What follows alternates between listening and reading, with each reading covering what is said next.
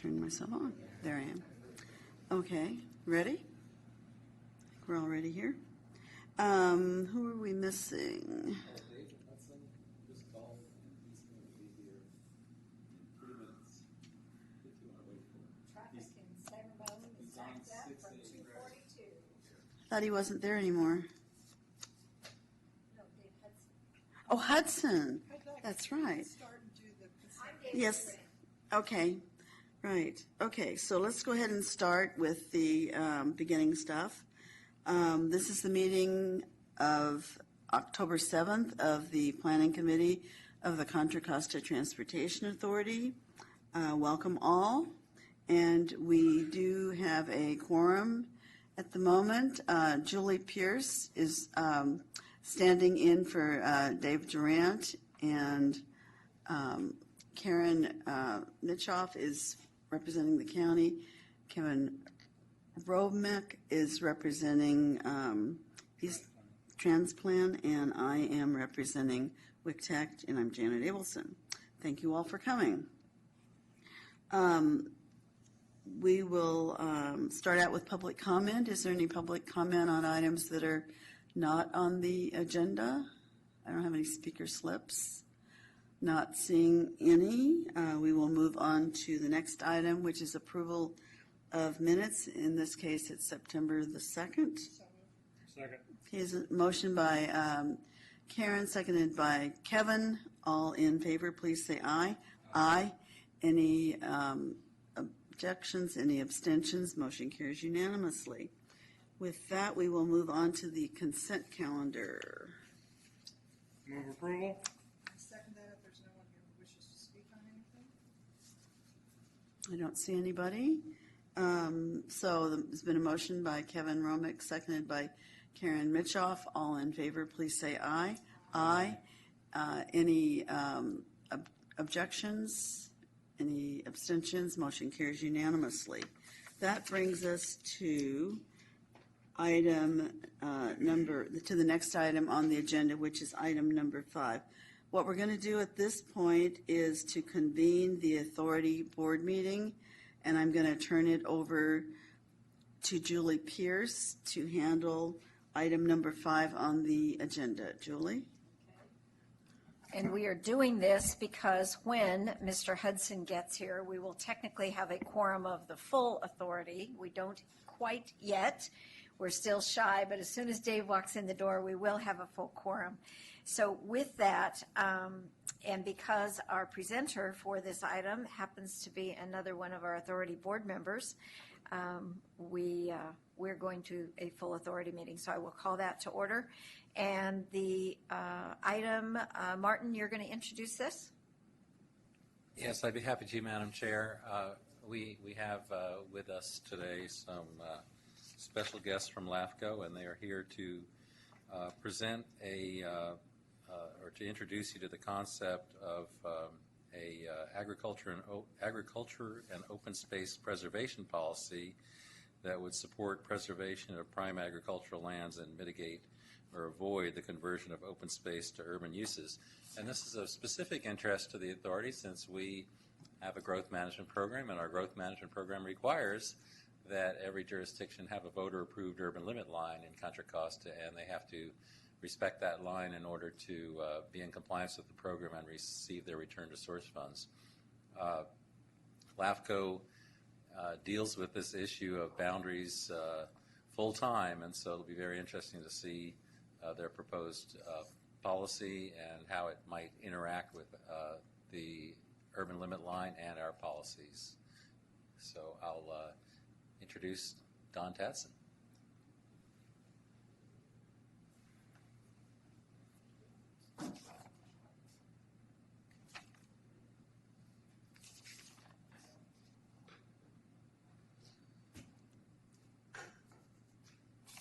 Well, thank you. It's nice to be here. The view from this side is a bit different. I'm really here in my capacity as a LAFCO commissioner today. And what we are really in the process of starting to determine what our agricultural and open space policy should be if we decide to have one. And what we're doing is going to a number of organizations, you're the first, trying to find out how you would like to work with us as we put that policy together. So we don't really have any proposals to give you today other than we'll share some information and talk about the process and some of what we've learned as we've researched what other LAFCOs are doing. I'd like to introduce Sharon Burke. Sharon is an alternate public member. Don Blubaugh is our regular public member. I'd also like to introduce Luann Texera, who is the executive officer of LAFCO. And there is a strong interrelationship between LAFCO and the authority. Candace Anderson is the county alternate to LAFCO. Federal and what? Yeah, and Tom as the other city member, and myself. So there are essentially 4 members on LAFCO who are also involved with the authority, either as a member or as alternates. So what I'd like to do is to start with, Sharon's going to talk a bit about just some of LAFCO's mission and the research we've done into agricultural and open space policies to date. And then I'll show you some maps that sort of talk about where prime agricultural land is in the county and what's happened to it over time, and some of the challenges or opportunities that we as a county may be facing, and then come back at the end and hope to get your suggestions as to how we can continue to work with LAFCO as we put a policy together. And then Luann, of course, will answer any questions that come up or if either of us stumbles. So, Do you mind if I stand? sure. Thank you for having us here today. If I look familiar to you, and you are an elected official, for a long time I was in charge of all the candidates' nights for the League of Women Voters of Central County, not West County. But so you probably did a candidates' night with me or a TV forum. Like Don said, we're here to get your input, and I'm going to go over with you what LAFCO does. And probably I don't really need to do that for this group, but we just thought we would do that. In addition to our more familiar goals of setting orderly boundaries and promoting good government, our third leg of our mission from the legislature is to preserve agriculture and open space. But they don't give us any details on how to do that. We have the language that's in our Enabling Act, the Cortese-Knox-Hertzberg Act, but we don't have any specific details that apply to our counties. And 11 other LAFCOs have developed an agricultural and open space policy to apply to their county. We do not have one, so we rely on the statute now. It's a relatively recent thing. The oldest ag policy we could find from another LAFCO is from 2006, and the newest is from 2014. And a lot of it with LAFCOs in counties like ours that feel the pressures of growth but still have a significant amount of agricultural and farmland that adds to the quality of life in the county.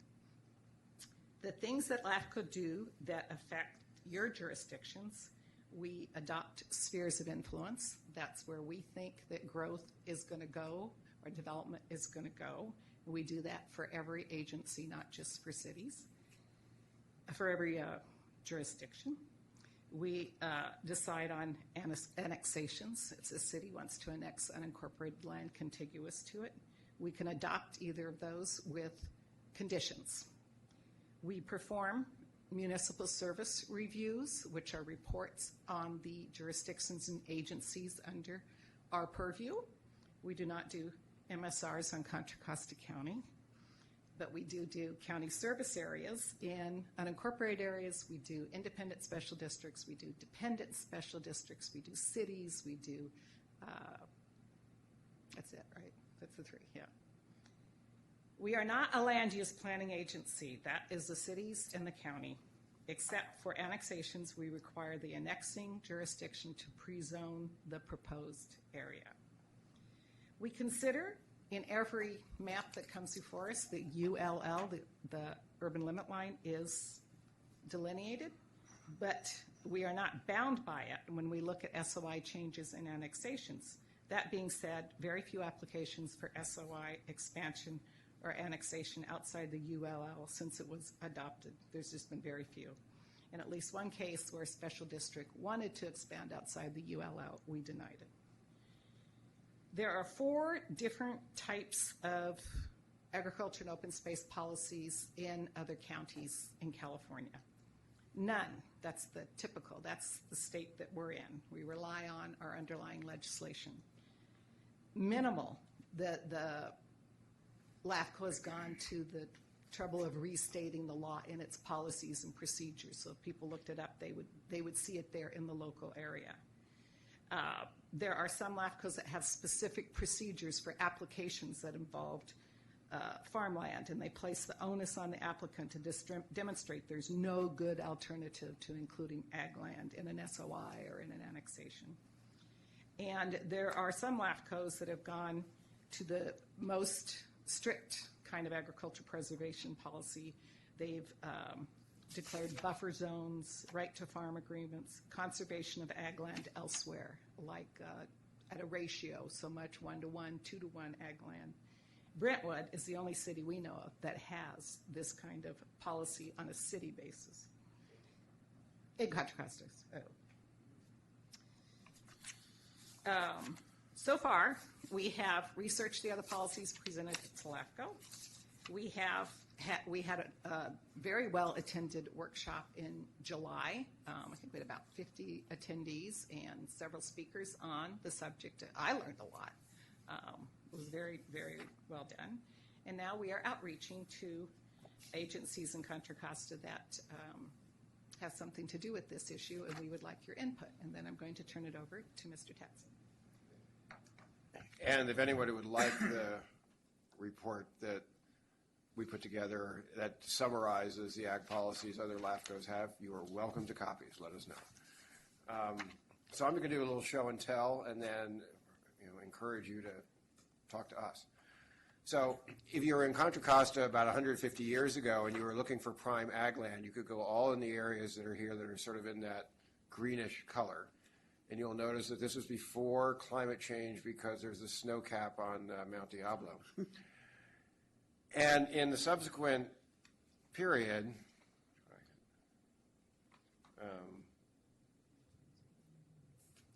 a fair amount has been developed. So if you look at all that brown area, that's what's now essentially developed land in the county. And you'll see that a lot of it is on the prime ag land that used to exist. And so what we have left, we still have a substantial amount left, primarily in East County, but it's a lot less than it was. On the other hand, we have a bigger economy, we're housing more people, we're doing all other sorts of things instead. What our focus is not so much on what's developed, but on what may come. And this next map shows at least where the county thinks planned development may occur both inside and outside of the urban limit line or urban growth boundaries, and inside and outside of the spheres of influence.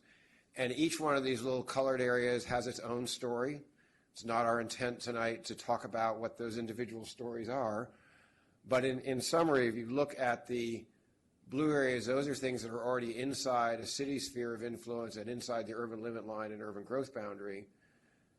The next step from a LAFCO perspective is whether or not to approve an annexation request if that comes in. And you can see those up in between Pittsburgh and Concord, some out in Oakley, a few others here and there.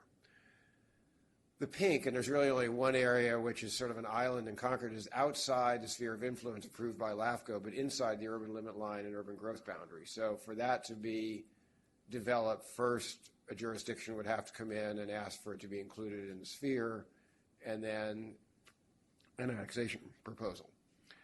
The next color, the yellowish, is these are now inside the sphere of influence, but outside the authority's urban limit line or urban growth boundary.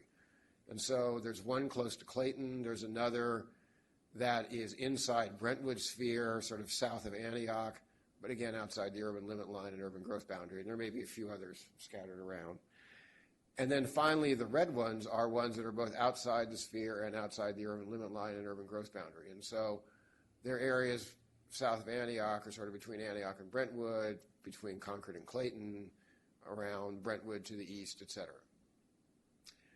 So those are the things that might come to us most quickly. And if you go to the next map, these now show the same areas and indicates their agricultural land value. So you can see that a lot of these same areas are either prime agricultural land, important farmland, or a combination of both, and some is grazing land. So essentially is other kinds of open space. So again, a lot of the applications that may come to us, regardless of whether they're inside the sphere or not, or inside the urban limit line or not, are on current agricultural land. And in addition to all this, many of the cities have planning areas that could be substantially larger than the areas we expect to develop, and that'll show up on the next map. And these are color-coded by this, essentially by city. So the blue to the east is Brentwood, there's some areas in Antioch, et cetera. These are areas where, if I understand correctly from Martin, the authority's point of view is they're generally outside the urban limit line is go ahead and plan all you want, but if you approve development in there, then you would have to deal with the issues of return to source funding. In most cases, these are also outside the spheres of influence. And so the first step for these agencies, after they did their planning, would be to come to LAFCO and ask for it to be included in the sphere and then subsequently in annexation. And again, if you look at these areas and go back to the next map, you can see that a lot of the areas that were in those planning areas are also some category of important or prime or both agricultural land. So from a LAFCO perspective, we see that a lot of the expansion of cities may be on agricultural land. We are debating whether to have a policy to deal with it. And again, we're here to try and get your feedback as to how you would like the authority to be involved in that process. Obviously, you know, like the authority, all of our meetings are public, and there are a number of ways the authority could want to go. You could tell us to go ahead and report back. You could send staff to our meetings when this is on our agenda. You could ask us to brief the full authority like we have this evening or periodically as we proceed. Or you may say there are specific things that we want LAFCO to consider as you decide whether to put together a policy. All of those are fine with us. So thank you.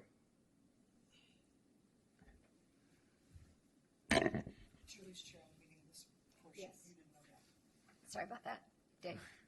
We have quorum of the authority here, so for this one item, I'm the chair. Okay. All right.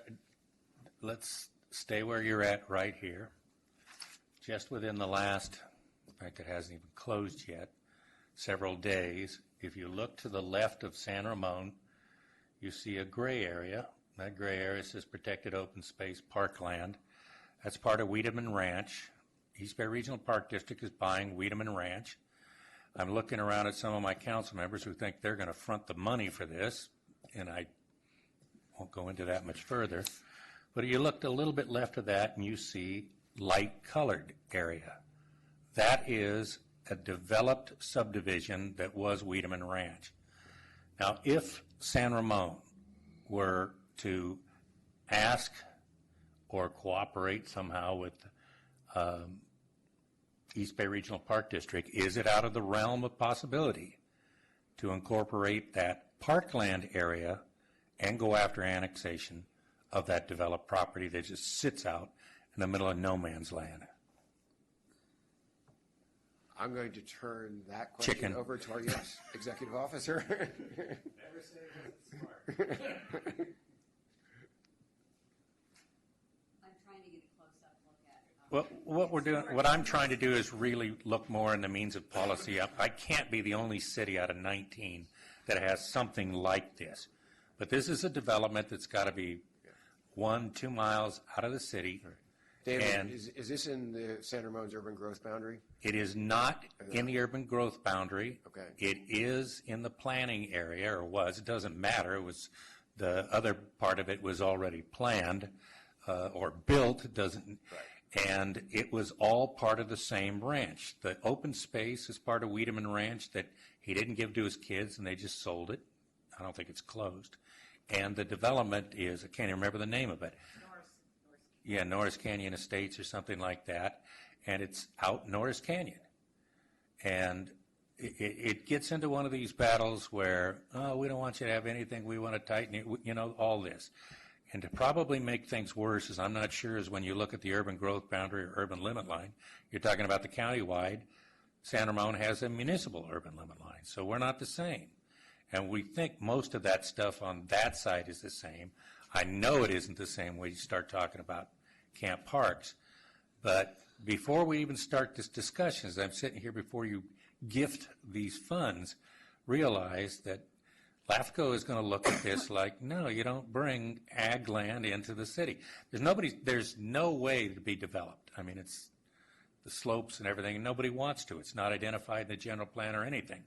But if the development's there and you're talking about annexing, I think they had 276 homes or something, and I think they're pretty much all developed.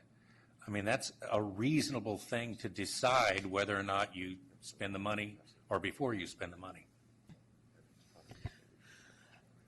Karen?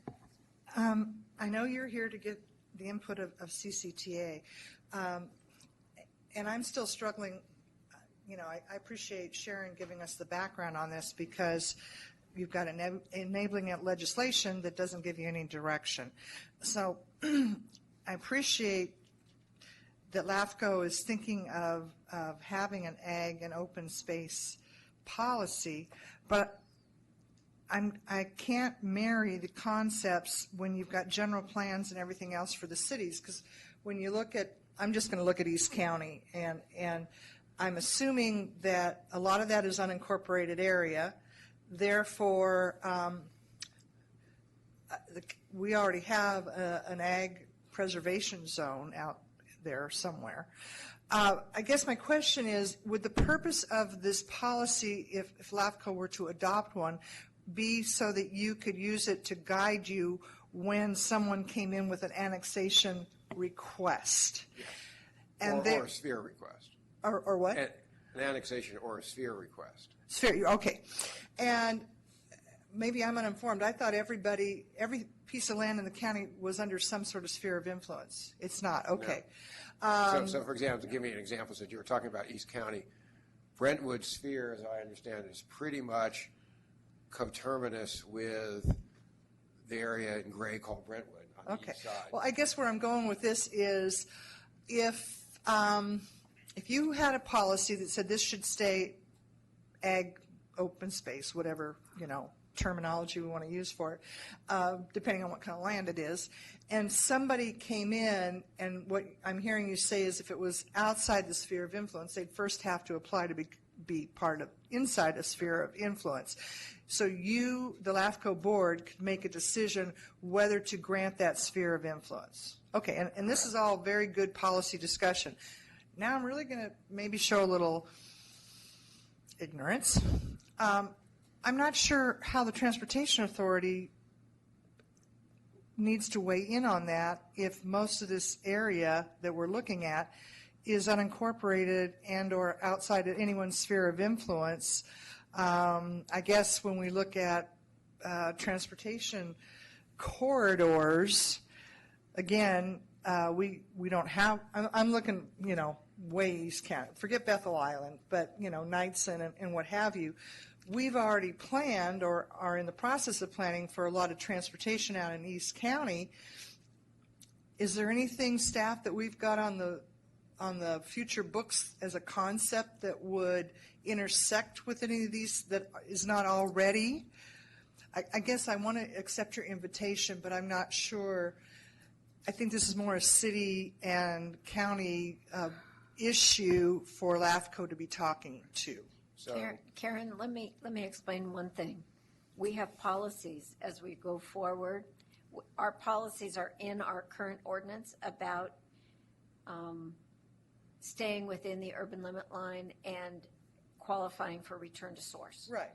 So if someone goes outside the urban limit line, Oh, I heard him say that. and all of that, then they jeopardize their return to source. We have policies regarding that. So if they're going to start talking about making some of those areas that are ag land, that are currently within someone's sphere of influence, out of bounds, that may be a discussion we need to have about how that affects. And I get that. I guess we've been through 2 fights on ULL in this county, and I don't get that we're going to expand ULLs. If anything, they'll be constricted. So that's where I get that issue, that if they're in a sphere of influence. But right now, they have a potential for being changed in a limited way. Well, they always have, but you and I have been around too long. I don't see that happening. Doesn't mean we shouldn't have the conversation, but, so I got that your request was, how did we want to interact with LAFCO as you move forward? And, you know, a valid response might be, LAFCO, go do your thing. Send What's us your the time policy. frame for completing this process? That's really up to the commission. I would like to think we'll finish it next year. Meaning, like, taking all of 2016, or, I hope not, but one never knows. okay. So you would be able to keep us updated at Yes. intervals along the Right. way. And Right. if we saw something that raised concern, we would certainly be able to weigh in, and I'm sure our staff would Right. be weighing in along the way as That's well. where I'm going with this. Yeah, and It's as I not said, so there much are- a formal thing, but that, Right. because if somebody comes to you and wants to develop outside the urban limit line, I mean, there's going to be EIRs and a whole bunch of stuff that Right. we're invited to respond to. So, And as Sharon said, the urban limit line is something we look at when we consider a sphere or adjustment or an annexation, but by state law, we're not bound by it. But certainly, we would point out to somebody that if you propose an annexation outside the urban limit line, what might you think the Transportation Authority is going to say about that? Yeah, okay. Kevin? I was pretty much with Karen trying to wonder, thank you. what are you looking from us?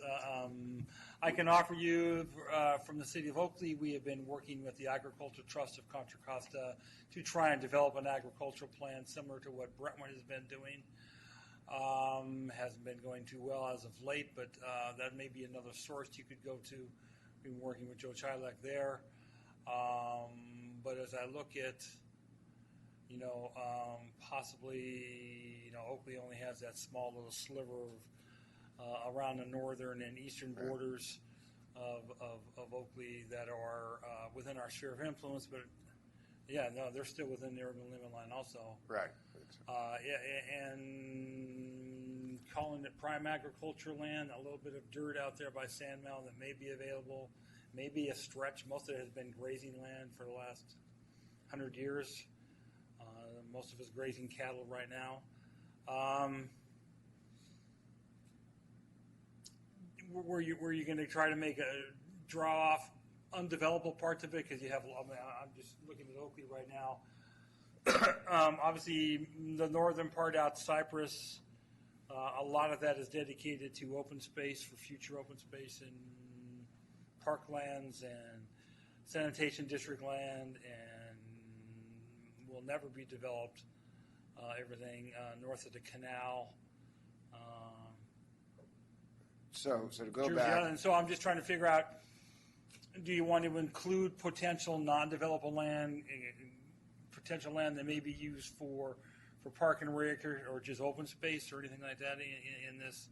Or is it strictly just looking at agricultural land? What most of the policies look at is agricultural land. Okay. However, the state law says that one of LAFCO's missions is to preserve prime agricultural and open space land while facilitating orderly development. Try and figure that out. Right. So LAFCO is never going to say that you can't contemplate annexing any given parcel. It may not approve a given annexation. And if you look at a lot of the agricultural policies that exist, one of the features that shows up consistently is that LAFCO encourages the proposed annexing jurisdiction to demonstrate that they have focused first on infill within their existing sphere and boundaries before they annex new property. But if you go, yeah, like I say, if your direction is to include open space, you might want to add open space to your land, to your maps. For the city of Oakley, most of our northern shoreline and eastern shoreline is dedicated to open space right now.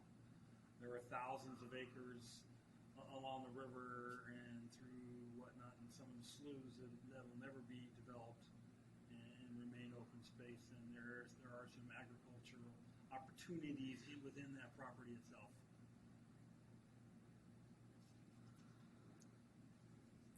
Okay. Okay, Janet?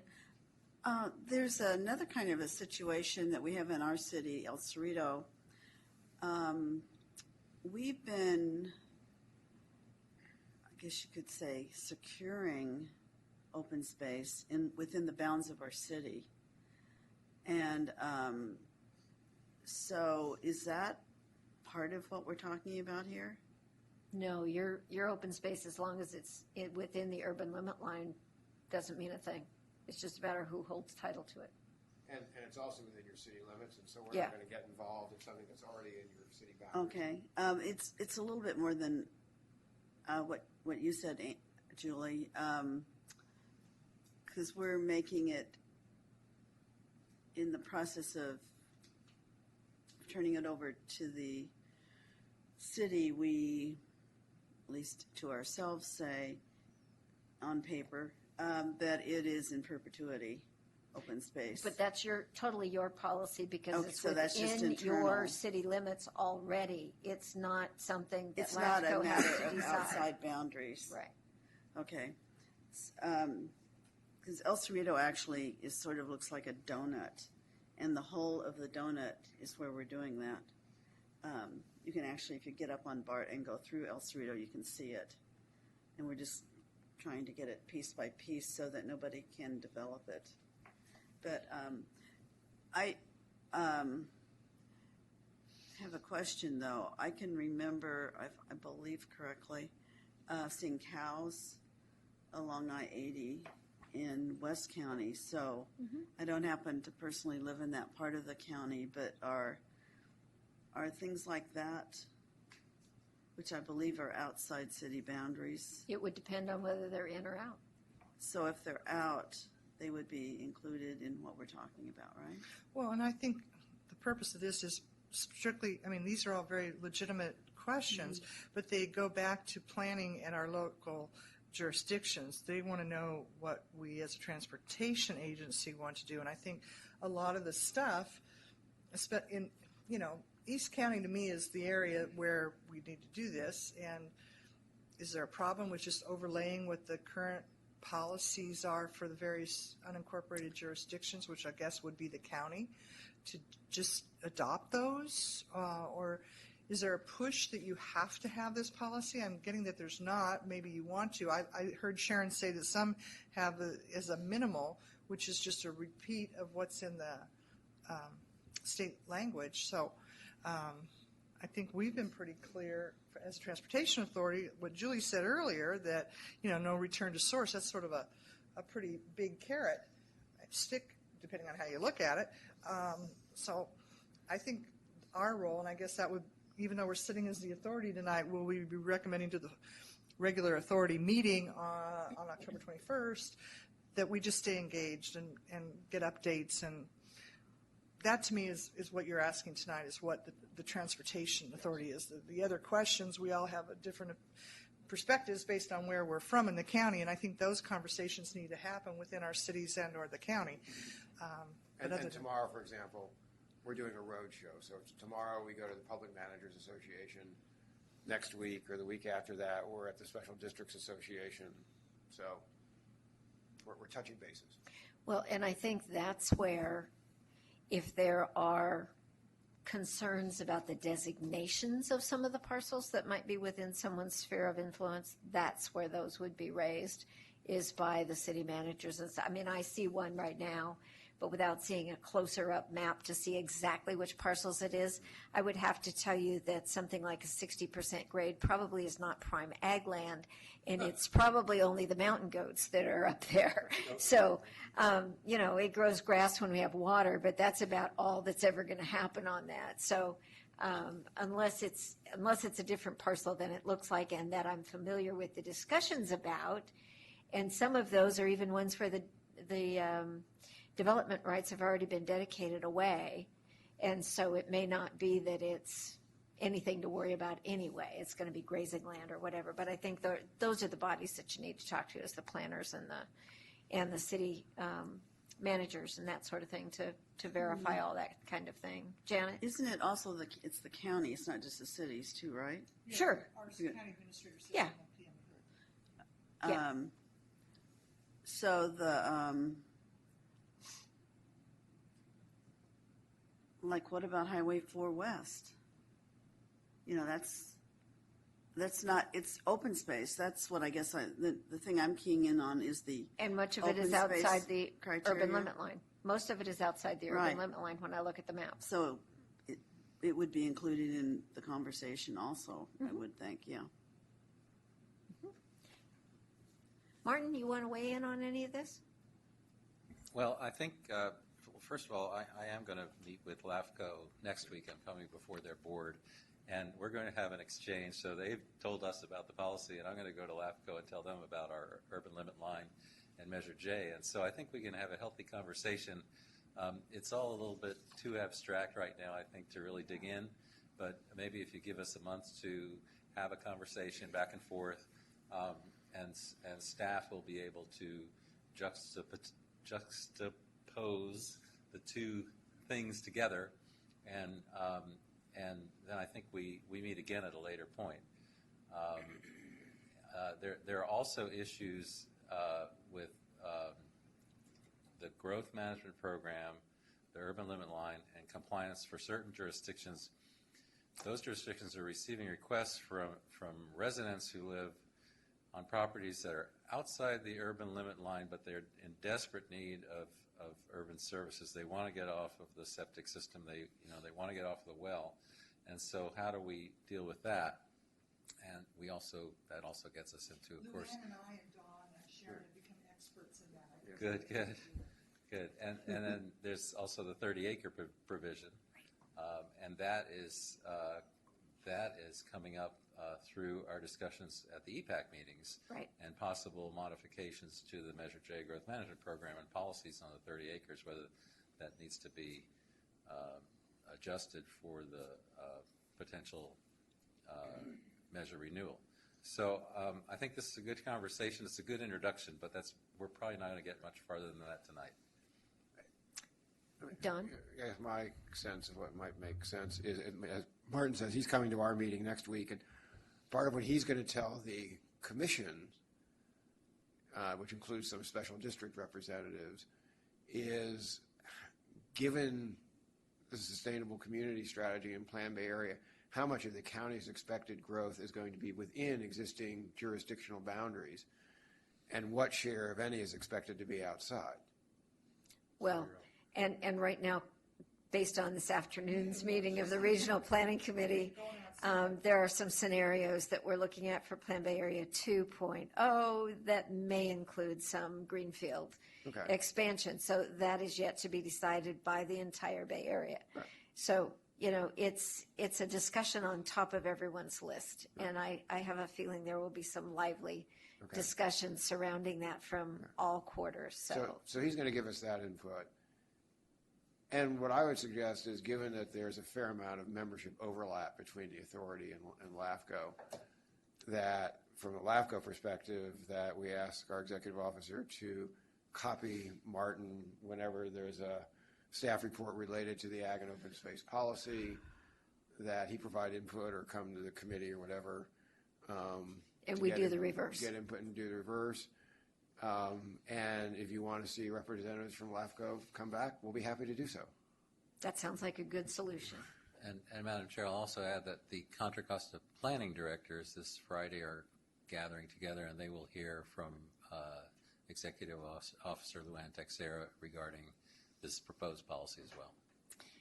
Well, it looks like we're covered on all the bases. So thank you very much for coming. We appreciate the information. It is fascinating. Is this up on your website so that we can zoom into these maps a little closer and see where they actually are? Or Probably will be by Friday. okay, very good.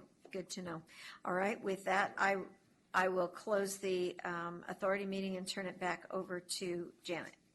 Okay, that will bring us to item number 6 on the CCTA Planning Committee agenda. Thank you, Madam Chair, Martin Engelman, CCTA staff. We'd like to give you an update on the status of the 2014 Countywide Transportation Plan.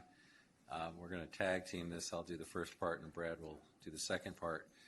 Last month, we brought to you proposed scenarios or transportation investment options that we plan to study in our countywide plan subsequent draft EIR.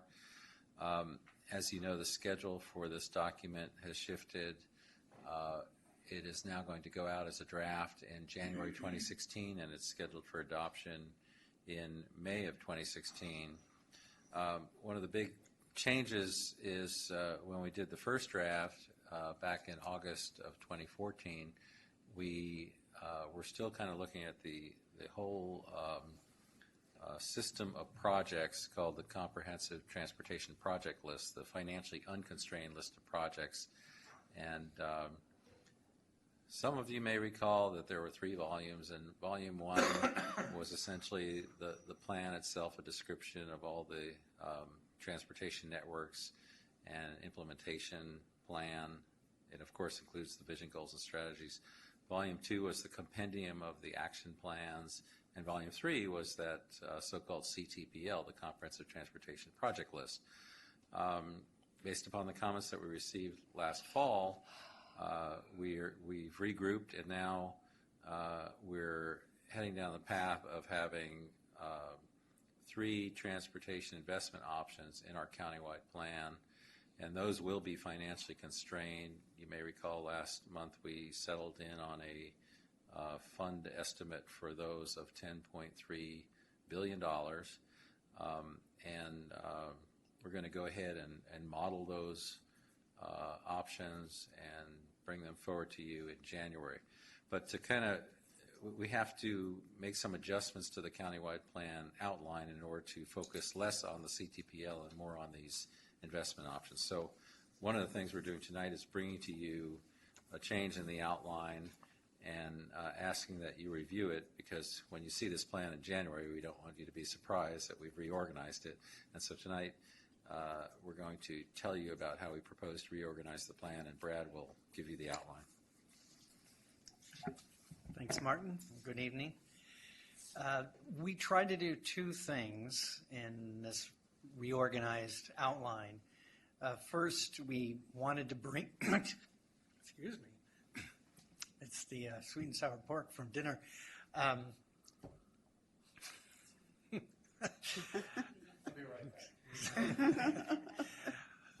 Anyway, we were trying to do 2 things. First, we were trying to bring in the investment options and the proposed potential transportation expenditure plan into the document itself. As Martin mentioned before, last time, previous draft, we only focused on the countywide transportation project list, the financially unconstrained list. This time we're going to we're proposing to bring in the financial constraints. And the other thing we were trying to do is to make it a little more directive and focusing more on the strategies that the authority has already adopted and describe how the authority plans to carry out those strategies. We've broken it into a couple of parts. It'll be very similar.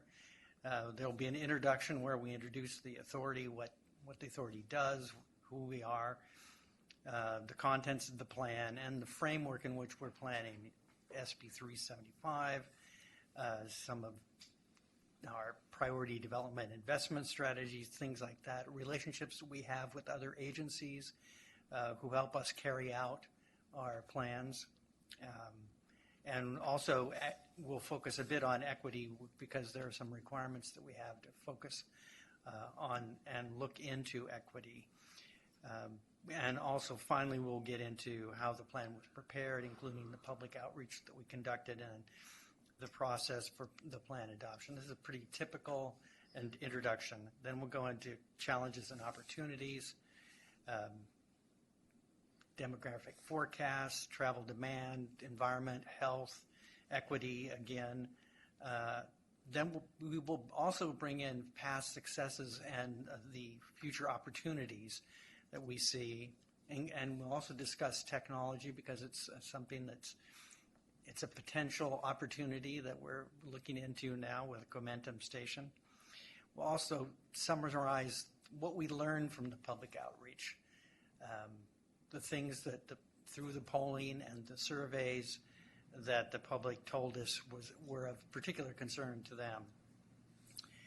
Then the heart of the plan, well, I shouldn't say the heart, but one of the key parts will be the vision, the goals, and then the strategies, and we'll focus more in this draft we're proposing to describe each strategy and then how we will carry each one out. Before, the strategy sort of sat there, and then we went into the transportation system, described in a bit more general terms what we plan to do. This time we're proposing to focus on each strategy individually to show how the authority plans to deal with them. Then we'll go into the investment plan. This will be a new chapter. It'll describe the revenues we expect to have available, the funding needs. We'll reference back to the CTPL and the full cost of all those projects and programs. We'll talk about priorities and how we would set them, the investment options, and there'll be some comparison of the options that we're considering, A, B, and C. And then also the investment plan itself that the authority is putting forward. And this would include both the investment priorities set for the regional transportation plan and also for the potential TEP. And then the implementation program, and this is pretty much the same structures we have now in the previous draft, focusing on the roles and responsibilities and cooperative planning, and then the individual tasks that we'll use to carry out the plan. Supporting volumes, Volume 2 would still contain the action plans, but we also have some detail on the transportation system. Volume 3 would no longer be the CTPL. It would instead be contain two reports. One would be our analysis of how well the options would meet the performance targets that were in MTC's Plan Bay Area, and would also include an equity analysis that builds on the equity analysis that MTC developed for the first Plan Bay Area. Attachment A just goes through the 2014 CTP guidelines that MTC adopted and how they're addressed in the proposed new or outline for the CTP. And if you have any questions, Martin and I will be happy to try to answer them. Any questions? No? Janet, I would, Yes. not so much a question, more of a comment. I like this revised layout. I think it conforms better to what MTC outlined and their plan, and the ability to tier off and use, for instance, their equity analysis, I think will be helpful in addressing some of the concerns we've heard already in some of the letters. So I think this is a good approach. It freshens it up a little bit, and it keeps kind of the answers to how you're going to do it right there with what the goal is. And so you don't have to go searching for how you're going to accomplish or what does it mean that you're going to do X, Y, Z. It ties exactly back to what the goals are. So I appreciate that. Thank you. Anyone else? Okay. So this is requesting, that's it? On the presentation? Okay, so there is an action requested on this item? Item number 6? We've already done it. Feedback. What? It says provide feedback. We did that. Oh, so that, I didn't look. Okay. So we are ready to move on then, I guess, to the next item, which is other business. We have none. Then item number 8, news clippings and correspondence. I don't have any. Okay. Then we are adjourned till November the 4th. Thank you all for coming.